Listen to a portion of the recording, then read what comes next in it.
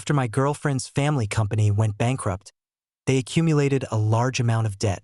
I was determined to work hard to help her family pay it off, so I took on several part-time jobs.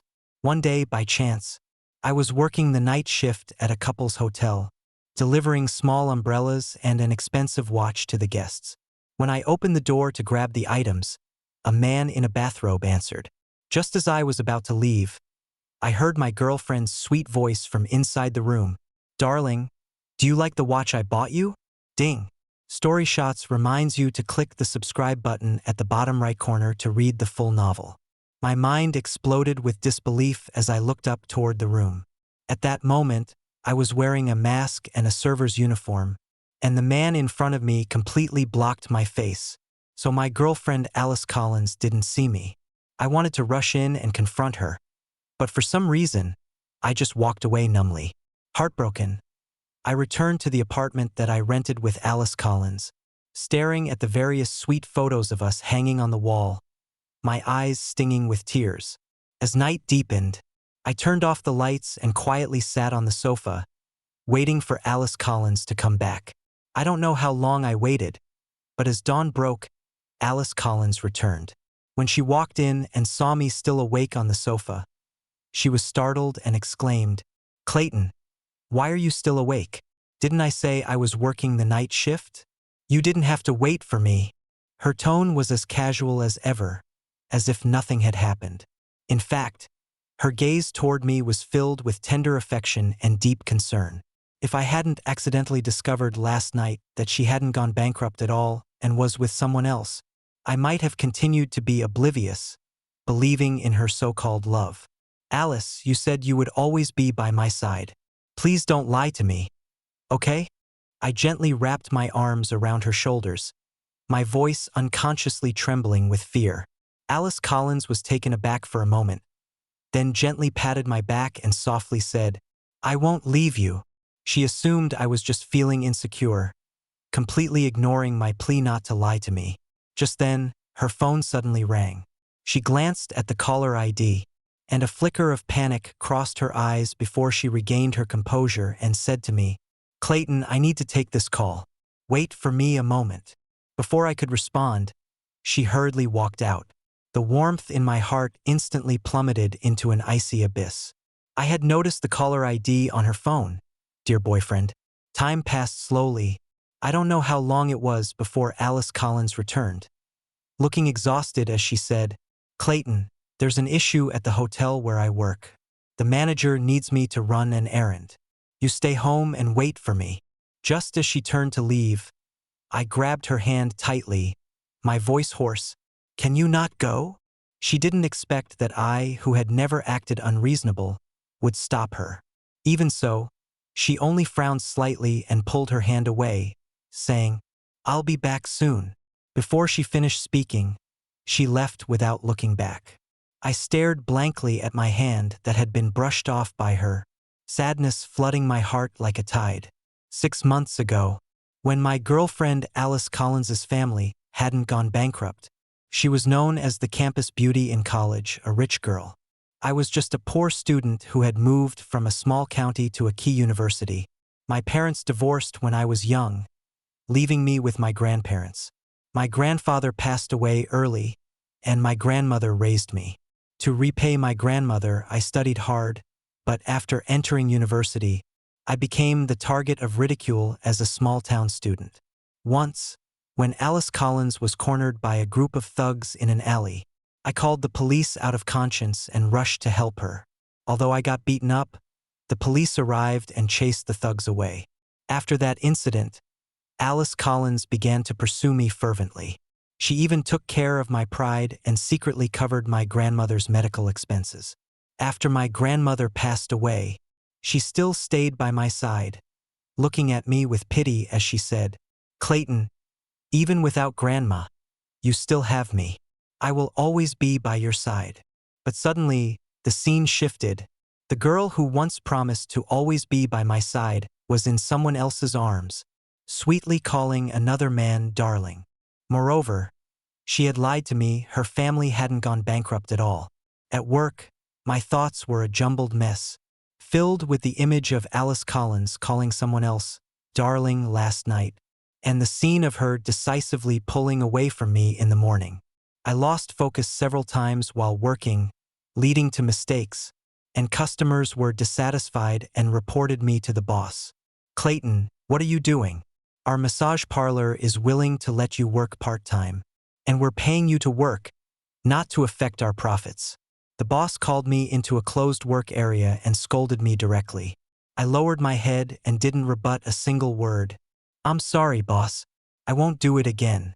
I'll make sure to work properly from now on." Seeing that I quickly recognized my mistake and had a good attitude, the boss's expression softened considerably. "All right, you can go back to work now.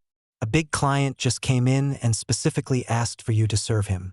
You better take good care of him, as this is a significant deal."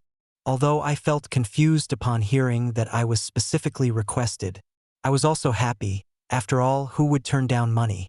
However, when I walked into the big client's massage room and saw the man who had been in a bathrobe with Alice Collins the night before sitting inside, I froze and instantly realized why I was called in specifically. After Alice left that morning, I found out online that this man was Nick Stevens, the young master of the Stevens family, and he was engaged to Alice Collins, the eldest daughter of the Collins family. In other words, he was Alice's public fiancé. The Collins family had not gone bankrupt yet, and Alice was still the high and mighty young lady. But she had lied to me about her family going bankrupt, and to help her pay off debts, I had worked day and night at my part-time job, giving her all my savings of over $500,000. "You are Clayton Joan?" Nick sat lazily in a soft chair, eyes closed as he asked me, who was massaging him.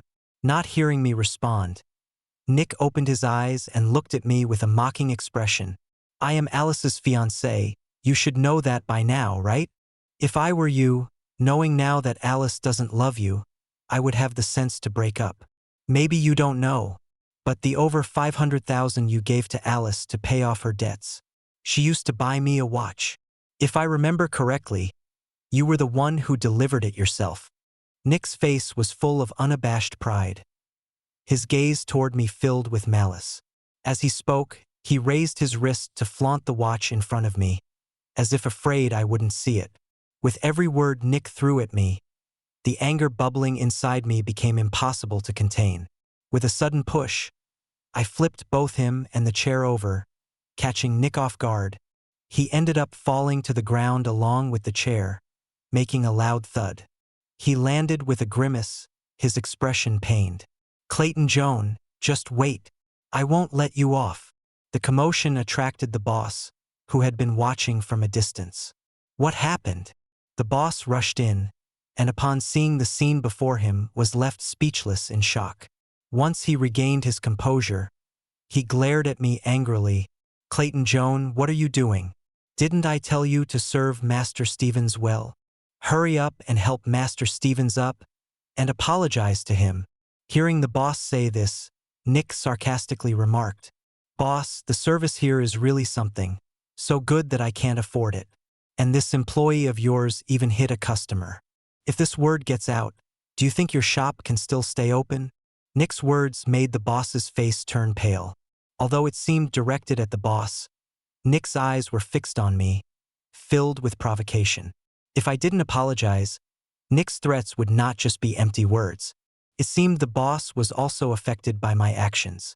I gritted my teeth, forcing myself to swallow my anger, and silently approached to help Nick up from the ground. After helping him up, he looked at me with disdain and coldness. Without warning, he shoved me hard. Nick's counterattack came suddenly, and I was knocked to the ground, hitting the corner of the table and injuring my head, causing it to bleed. A sharp pain surged through me, and I felt the world was roaring, leaving only Nick's smug face in my vision. "Clayton Joan, you just pushed me and made me fall. Now I've made you fall too. Doesn't it feel great? Even if you lay your hands on me, so what? When I tell Alice, who do you think she will choose? Me or you?" The boss, standing nearby, was startled that Nick would actually resort to violence. Seeing my head bleeding, he panicked and grabbed his phone to call for an ambulance. I endured the pain, swaying as I stood up, my face pale as I stopped the boss. "No need to call an ambulance, I'm fine. I'll go to the hospital myself later."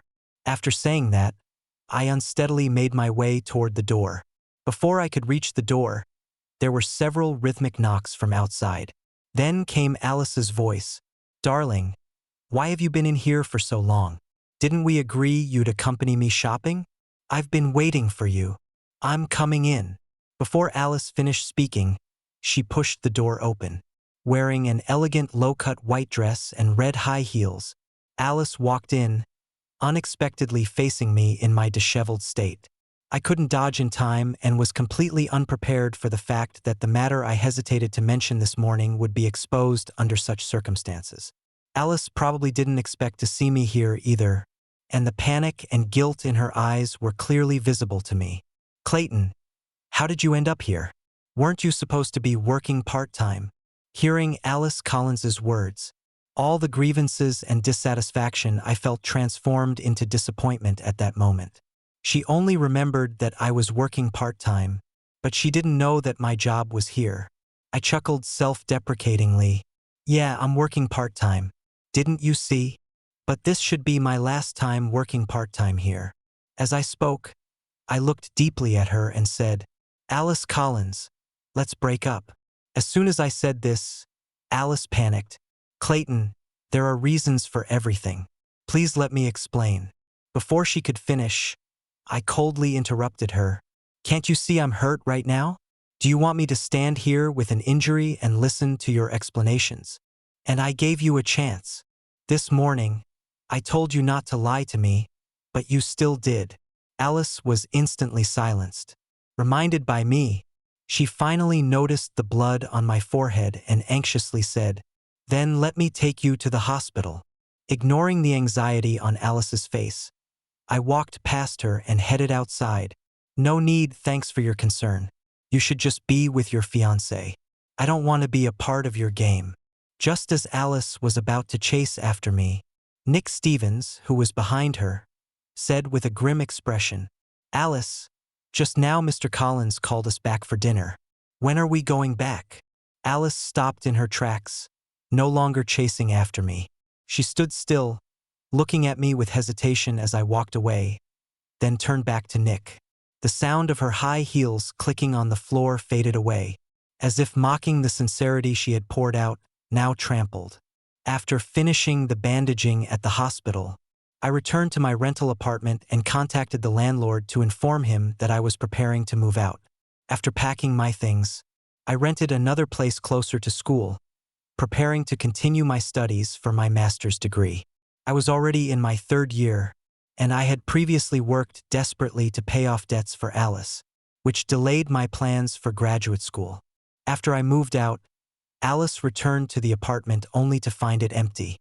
She frantically messaged and called me, but I didn't reply. She even came directly to the school. "Clayton, why aren't you answering my calls or messages?" She approached me angrily to demand an explanation. After being exposed for her family's bankruptcy being a lie, she no longer wore those cheap clothes and reverted to her former wealthy girl style. I looked at her with a mocking gaze. "Ms. Collins, we've broken up. You lied to me about your family going bankrupt, and the money I gave you, you used to buy expensive watches for your fiancé. I haven't even asked you to return it yet, so what gives you the right to come find me?" Alice never expected that I, who had always been compliant with her, would speak to her in this tone. Just as I was about to tell her to leave, a clear and pleasant female voice rang out from beside us.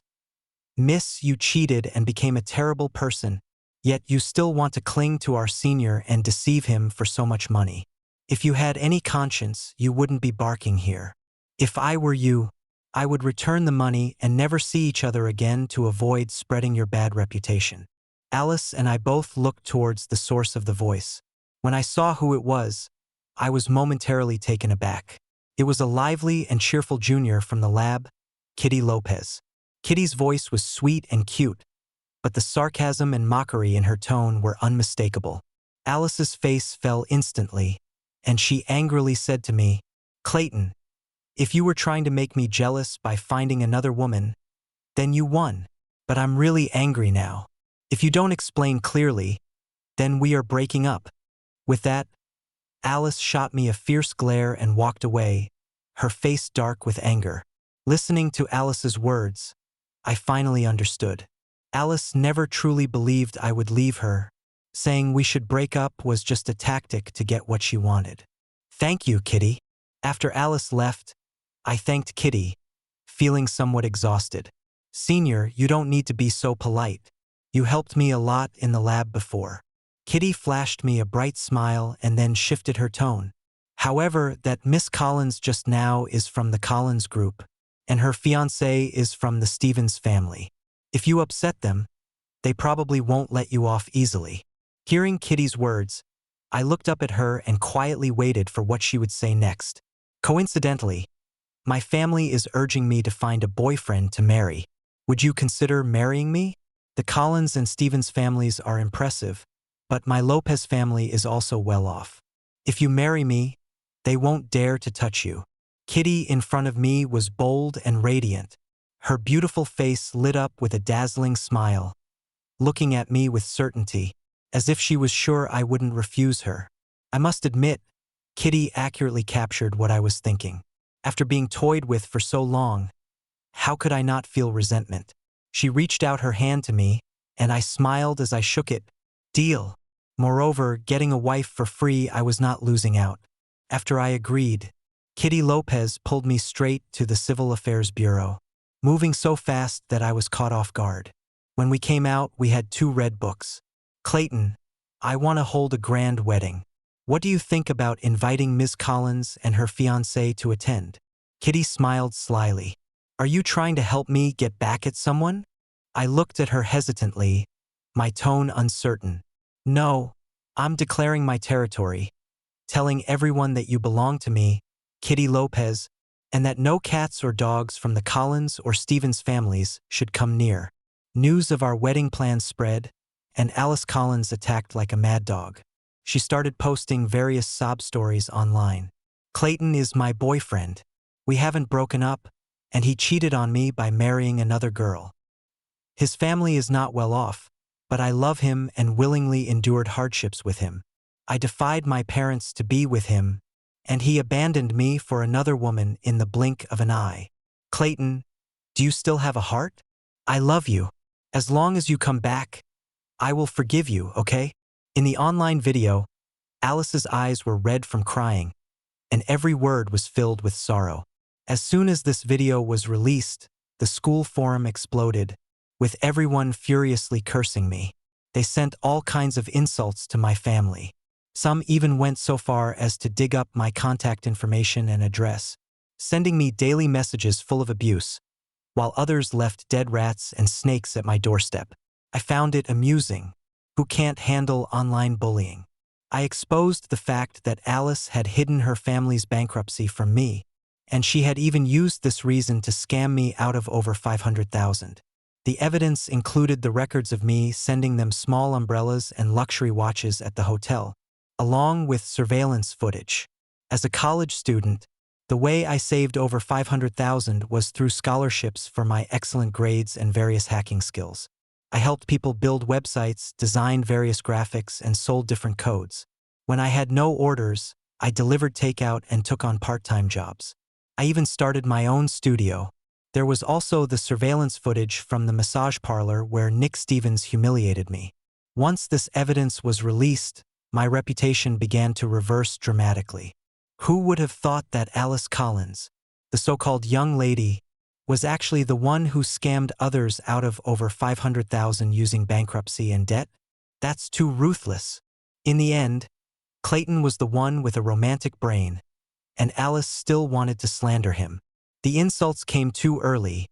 No one expected the twist, and they wrongly accused Clayton. Alice's reputation was completely ruined.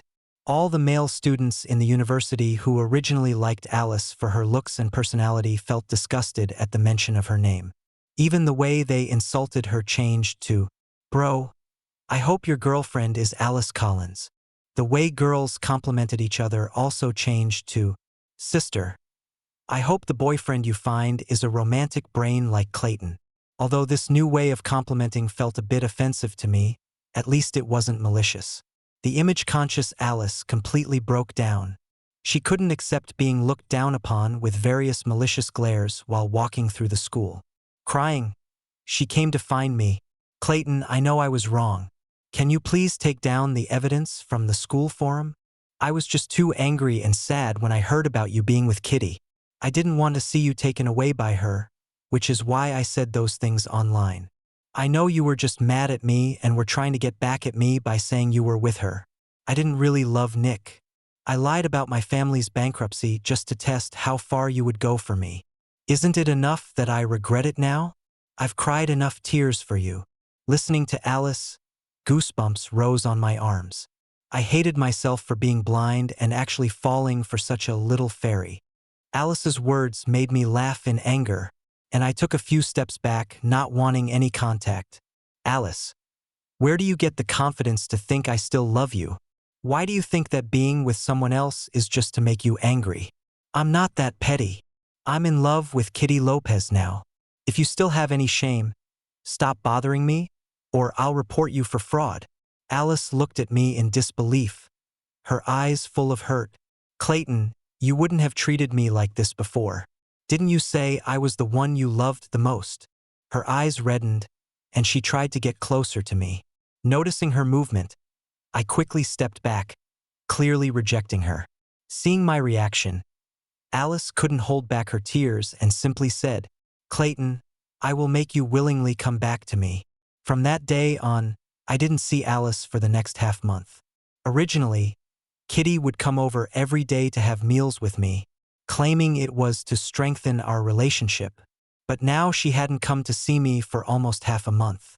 Occasionally, she would come to have a meal with me, but there were dark circles under her eyes, and she looked exhausted, unable to hide it even with makeup.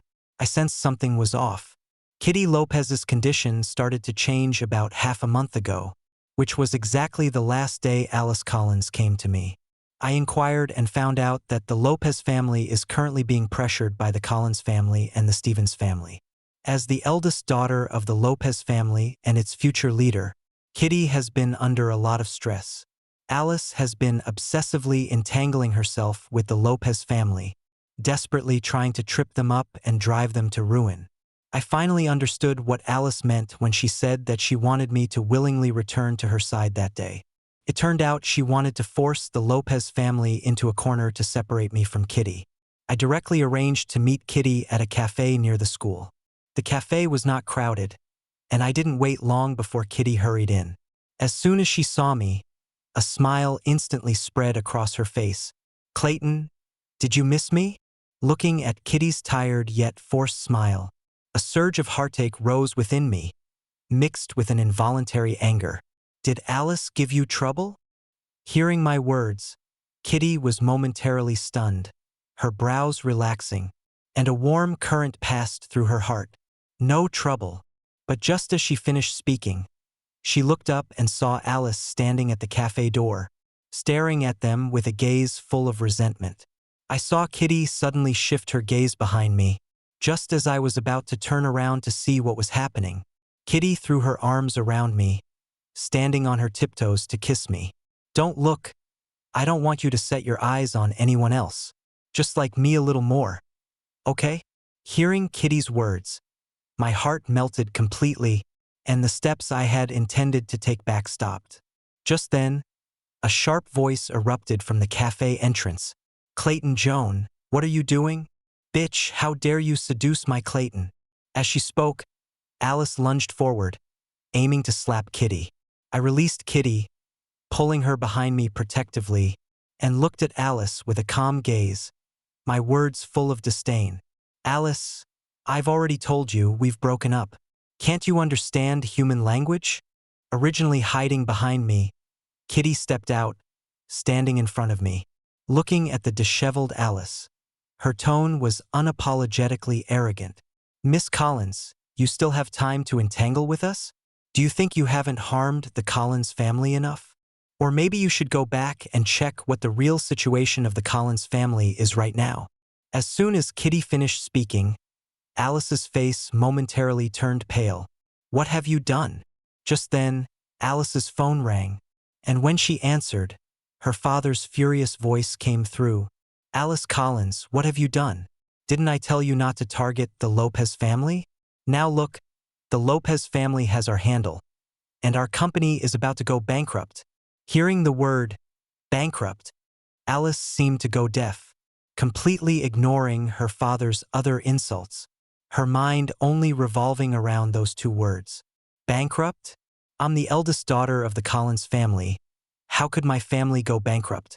You must have deliberately sent someone to deceive me.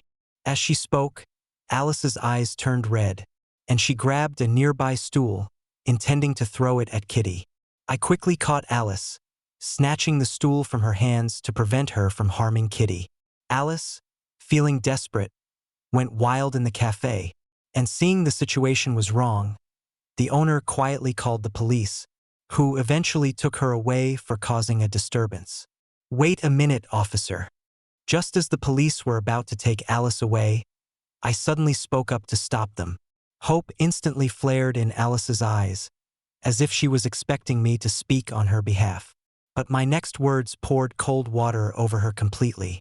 I report that Miss Alice Collins is suspected of fraud, having scammed me out of over $500,000, and I have the evidence here.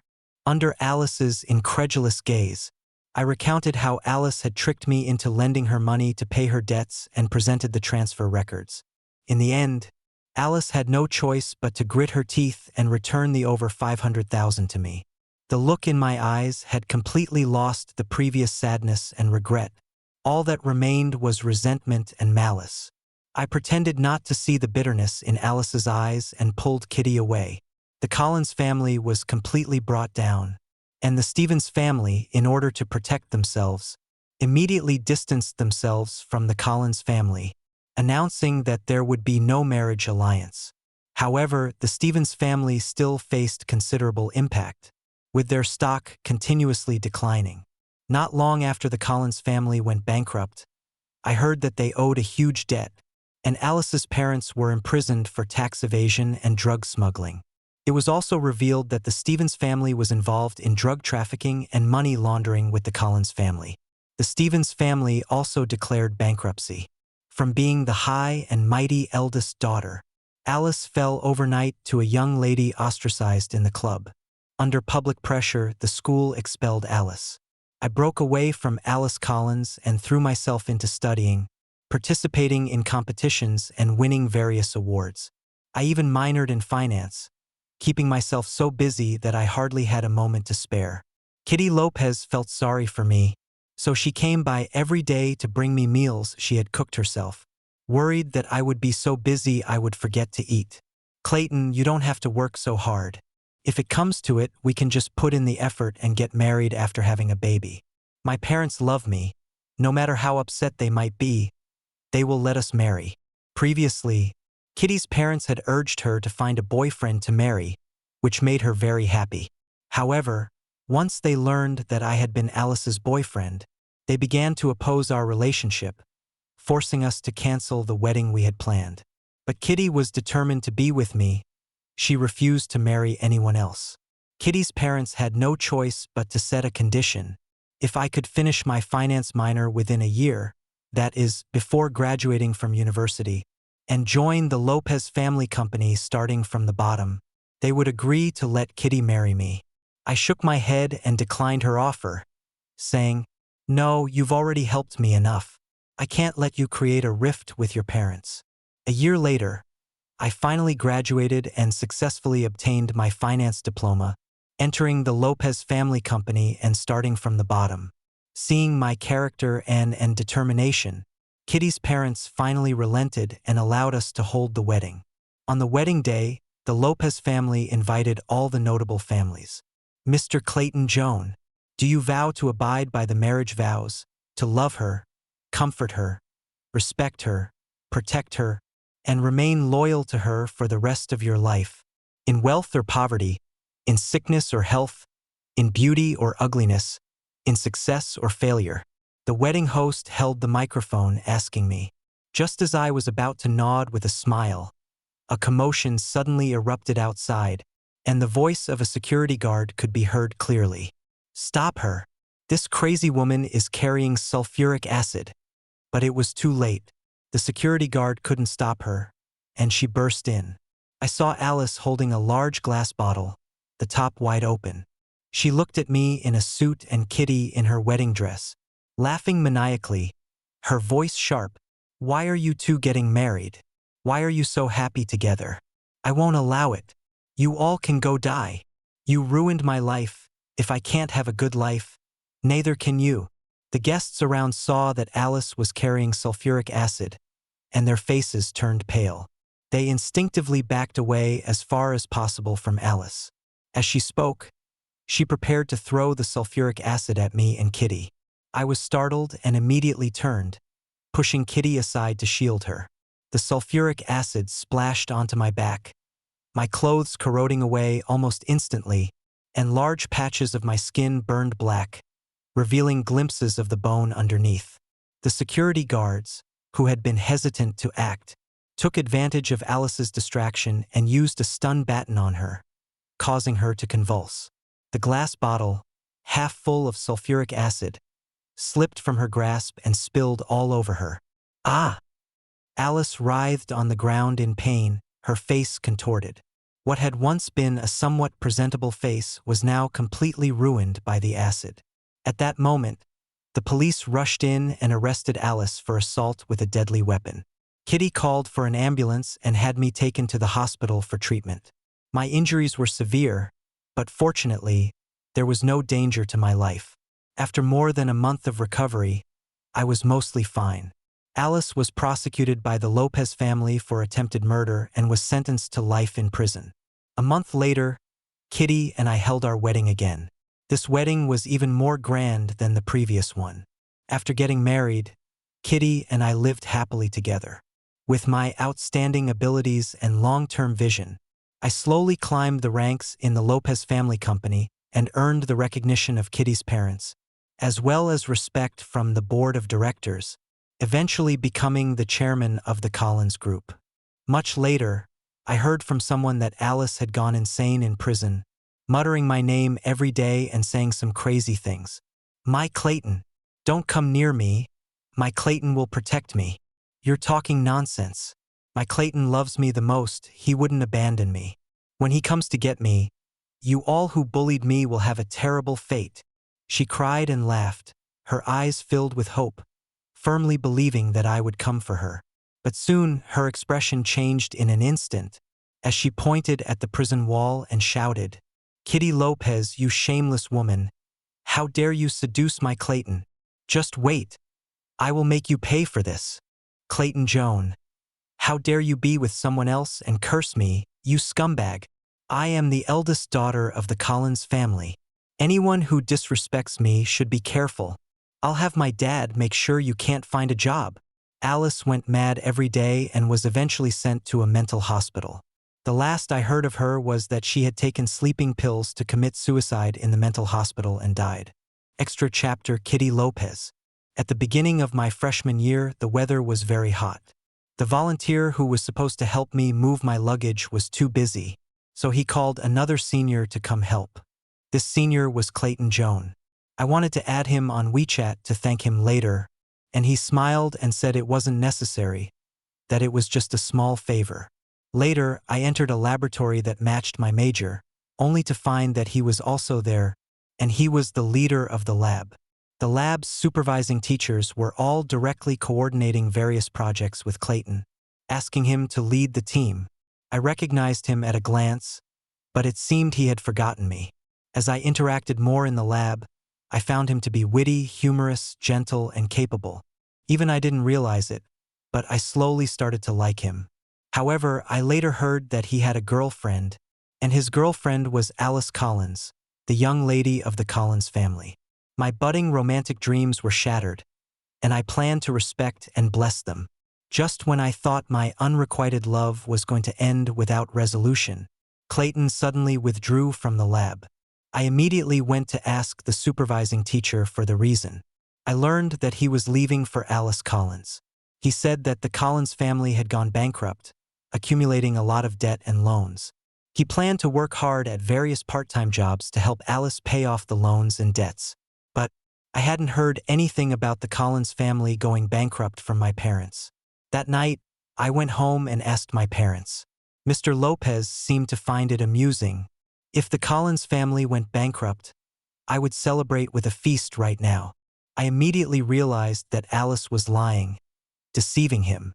I wanted to find him and tell him the truth about Alice's deception. But given his level of protection for Alice, I knew he wouldn't believe me. Plus, I had my own selfish motives.